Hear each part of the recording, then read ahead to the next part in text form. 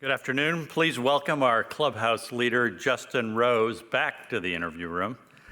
Justin, after a great 65 yesterday, you carded a 1 under 71 today, currently maintaining your lead. This is actually the third time you've held a share of the 36-hole lead. Can you describe today's round today? Yeah, I think overall it felt like a pretty quick turnaround from yesterday evening, getting into this morning, which is good, obviously off of the back of a good round. You want to try to go out there and keep the momentum going. There was a bit of a sense that the course was playing a little bit differently today, a bit windier for sure, out of a slightly different direction. So just trying to make some of those adjustments. I think it was a fairly favourable wind for the golf course though in general, which is why I think you're seeing some good scores. From my point of view, decent day for sure. My wedge was good, kept me, some really good up and downs actually on holes like number 4, number 8, number 10. So that, that kind of really kept, the round was in a good spot at that point. Nice birdie at 12. And then, the finish, obviously just a few too many 5s coming in. Didn't really take advantage of the par 5s, although they were both playing tough today. They were into the wind. I didn't feel like there was much value in trying to force birdies out of those holes. And then made, 2 good swings really on 14 and 17, but just misjudgments on the conditions and the wind. But those 2 5s could have been 2 birdie putts quite easily and would have changed the complexion of the round a little bit. But overall, under par, in a great position going into the weekend. Great questions. Gentleman here. Don. I'll go ahead. Justin, Oh. the PGA last year, the Open last year, they both kind of put you back on the map for a lot of people, but this weekend, are there any takeaways from those tournaments that you're planning to kind of think about as you try to make it a victorious weekend? Sometimes you just got to knock on the door. I don't think I can do anything differently on both those occasions, especially Valhalla.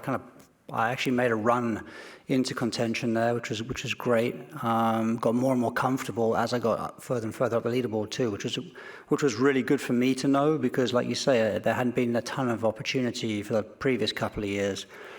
And then the Open Championship, very much the same thing. Given as this is as well, given like how much you dream about winning them, felt remarkably comfortable in those situations. So. That's what I've learned from those 2 things, and to sort of make it happen this weekend is, what is it? Like if it was a secret recipe, you'd know it by now. But it's about just playing great golf, and I think the leaderboard's stacking up very favorably for what looks like world-class players right up there. So you're going to have to play great golf. You're going to have to go out there and want it. And go for it and get after it. So it's as simple as that, really. Don. Justin, if you were to write the story of your career as opposed to play it, do you think it would be more rewarding to win this tournament earlier in your career, as you might have done, or later? And depending on when it would be, do you think it would feel different? I think I'd take it any time. Beggars can't be choosers, but I would take it right now for sure. I think sometimes if it happens too early in your career, you got a lot to live up to, and I think if it happens now, I would enjoy it. I think probably a lot more, come a bit more as a gift towards the end of your career. So I think there'd be a lot of satisfaction in it for sure. Ron. You showed a tremendous amount of patience out there today. As you said, you made a lot of really good up and downs, and you hit a lot of 3-woods off the tee. What was your thinking there? My thinking there was, what holes? Obviously we're 14. It was dead straight downwind. Felt like if you hit drive, you had to kind of go quite tight up the left side. Otherwise, you felt like you may run through towards the right, right rough, right trees. So it was good angle play, really. It gave me a free swing just straight down the hole rather than trying to maneuver the ball, which can be tricky downwind. The same on 17, I felt. Obviously, ultimately, didn't pan out for me. If anything, I have a right miss for the driver, so both those holes kind of didn't favor that, suit the eye as much from that point of view with that wind direction. So, those are the reasons. John. Justin, would you rate your wedge play for us? You've specifically mentioned the 3 holes. Didn't you play a wedge on the 14th yesterday? And if so, would you mind rating that as well? Yeah, no, I've had some really good clean up and downs. Even the first hole today is a pretty simple up and down. I'm just off the right-hand edge of the green, but first hole of the day, slightly nervous. But to chip that up to, chip that one up to a foot, it was just, again, there's more evidence that it's getting better. Holes like number 10, for example, down short of that green, it's a very playable wedge shot, but you have to still play it very well, So to be able to get the right strike on the ball, to be able to flight it up onto the green and then get the check on it to keep it close to the hole is what you need to do. So yeah, there are a few really nice ones. And the one on 14 yesterday actually was, I was expecting to fly up onto the tier, but when I got down to the ball, it was in an old divot, old sanded divot. So I had to take my 52 degree, bump it into the bank, and then really kind of play it far enough left so the contours brought it around, because it's so easy to leave that one low and then it's 25 feet down the green. So I felt like a lot of good commitment and strike on the shot, but also a lot of knowing the golf course on that one on 14 yesterday. So rate them out of 10. Yeah, I think last week I was a 2 out of 10. I really struggled with my wedge play, so something I've been working on this week, and I'd give it an 8 so far. So yeah, definitely happy with that part of the game. Damon? Justin, I didn't love the 5s on the second 9, but those 2 2s on 12 and 16 are pretty special. How would you characterize those 2 birdies? Yeah, for sure. Obviously, number 12 was not to be messed with today. The wind was beginning to pick up. It was from a fairly favorable direction. I feel like, when it's from the right, there's more open space on the right-hand side. So maybe the wind's a bit more predictable on 12 when it's coming that way. But again, I wouldn't say I was trying to hit it as close as I did. I was trying to land it maybe 3 or 4 deeper into the green, but that's the vagaries of that hole. That's why you make a safe decision and a committed swing, because you never quite know exactly where the ball might come down, especially if it's windy. But yeah, a great 2 there. And then on 16, again, wind was tough direction. It was in off the left, but that's a pin location that you are trying to go at. Even though it's a very tight pin, it's one that you are being very, very aggressive at, and you don't really want to be too deep into that green to that pin. So, but it was right between clubs for me. It was between 7 and 8. So just to hit the little hold 7 in there on 16 was probably one of the best shots I hit all day. What was the club on 12? 9 iron. 9 iron. Yeah. Great. Justin, does it feel like it's been a dozen years since you won a major?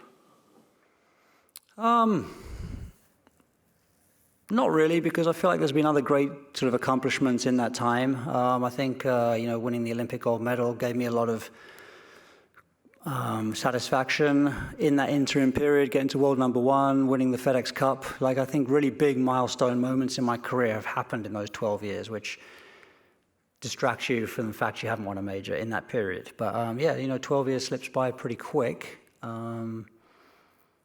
But like I said, it doesn't necessarily feel like, I haven't been dwelling on that fact at all, really. Bill? Justin, it looks like you're going to be up there with Scheffler, with McIlroy, DeChambeau. Does it make it even better to be in the mix, knowing that you're battling the current, top players in the world? Yeah, it does. Yeah, that's the company that I expect to keep, and that's where I have tried to be my whole career. And that's where I've been for a lot of my career. So I've been top 10 player in the world for a decade or more. So yeah, it's just nice to obviously, be back in that mix, 100%. Sean? Justin, a lot of us bucket pro golf in terms of generations. Tiger and Phil are a generation, maybe Jordan and Justin are a generation. Do you look at pro golf in terms of your competitors and everybody in generations? Yeah, a little bit. I'd say me, Adam Scott, Sergio Garcia, I sort of regard as a generation that have had longevity, still doing it, still competitive, still willing and able. Not many of us born in the 80s are. Well, 79, 80, I guess, Sergio, Adam, and myself. So yeah, you look at that for sure, and then of course, all the young guys are coming up super quick, and there's a new generation now.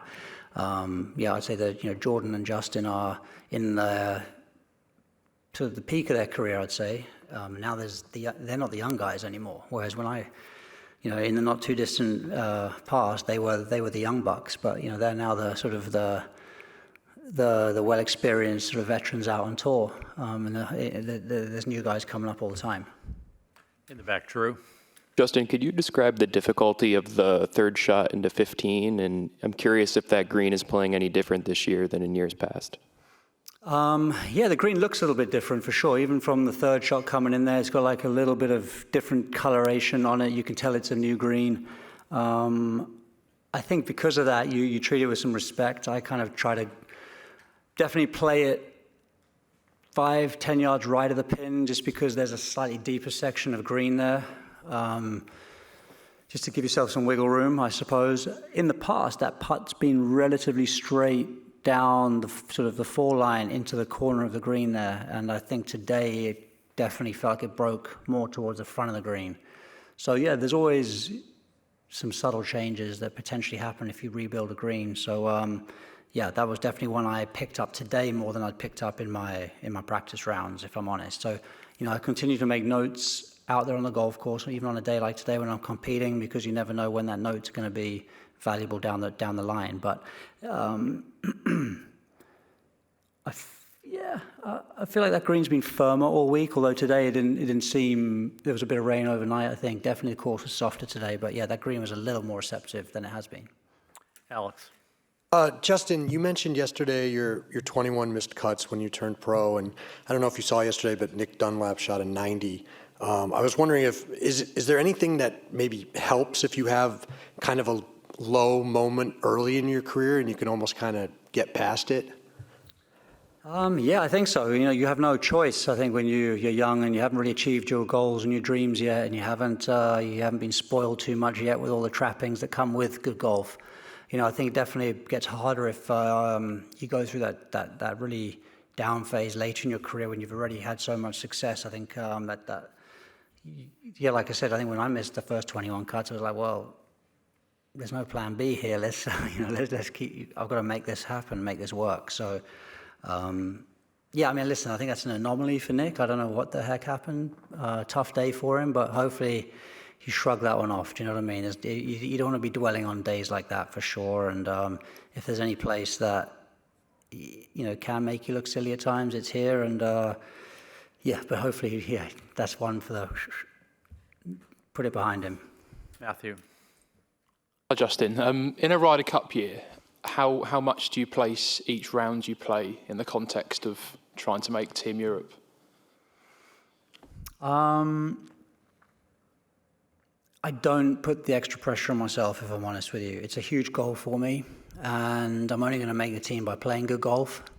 So I'm pretty philosophical about it, and that's exactly how I was in Rome. I was picked in the end to play, and my whole mentality is, the goal isn't making the team. The goal is playing well enough to win points for the team. So that is how I still view things. And if I'm playing good enough golf to make the team, that's fantastic. And if I'm playing good enough golf to be warrant a pick, that's great. But you've got to get to Bethpage playing well enough to contribute for the team. So I'm just focusing on me, my game, playing well enough to be at that level. Gentlemen. Justin, obviously you've been in this position several times before. How do you go ahead now for the rest of your afternoon? Are you someone who's going to sit there and watch every hole of every other rival, or do you go and look at anything that isn't golf?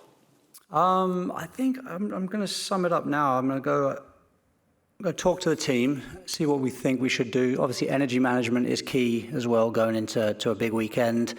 There's maybe a couple of things I'd like to work on, get out in the short game area a little bit more, cement just a couple of the fields I've been working on. Strike on the irons was a tiny bit off today. Either have a discussion about that or work on that for a short amount of time. So haven't made a full plan yet, but I won't watch every round. I feel I've done that before, and I think that's as emotionally draining as being out there practicing all afternoon, to be honest with you. So I will be. Yeah, I mean, I've got the family here, which is nice. My mum, my wife. So yeah, I don't know what we'll do, but I won't be sweating it. Just a couple more questions. Adam. Justin, are you still traveling with your personal gym? I am, yeah. Is it here this week? Yep. It's more of a recovery vehicle than a gym, yeah. So Got to stay young. How has that, do you find that's been effective in trying to keep up with these young guys? Yeah, definitely. The whole reason for having it is also I live in England and play the PGA Tour, so there's a lot of travel. So how do I mitigate that extra load on my body to stay willing and able and capable enough to compete out here? So that's anything I can do to mitigate the wear and tear on my body, especially as I get older. That's obviously I'm willing to invest in that. So yeah, I think it's been very helpful. Or if you don't mind, did you hear any of the chatter last night or this morning of some of the pundits who noted that your second round scoring average after good first rounds was 74 plus, and that they were concerned that you might just fall back? Did you hear any of that? No, which is good. Glad you told me now, not this morning. That's probably why I'm not going to watch TV all afternoon. So thank you. Yeah. What do they know? That's why they're pundits. No. Listen, I mean, sometimes it's hard to follow a low round with another one. Just the nature of it sometimes. But I feel like if you're playing good golf, you're playing good golf, And I feel like I wasn't pinned to yesterday's round. I wasn't pinned to the leaderboard. I wasn't pinned to leading this golf tournament, So, I was pretty focused on the job at hand. Maybe last question, Dan. Yes, the rounds in 21 are very similar to the rounds in the week in terms of where you are and how you played. How are those rounds similar, and how are they different? In 2021? Yeah. Yeah, in 2021, I don't even know how I did that. I was playing so badly. So that was kind of out of the blue, really. I hung in there really well, I think, considering how I was playing in 21. So I think there's been a bit more confidence coming in this week. I feel like like I said earlier in the week, I think my good is good. I feel like I'm showing much more quality this year in my game than I have done the last couple of years. So I'm not worried about my good stuff. It's just about making the average a little bit better and getting that closer to my good stuff, so you can compete week in, week out. But I think that the horsepower and the good golf is still good enough. Great. Well, thank you, Justin. Quality play and best of luck this weekend.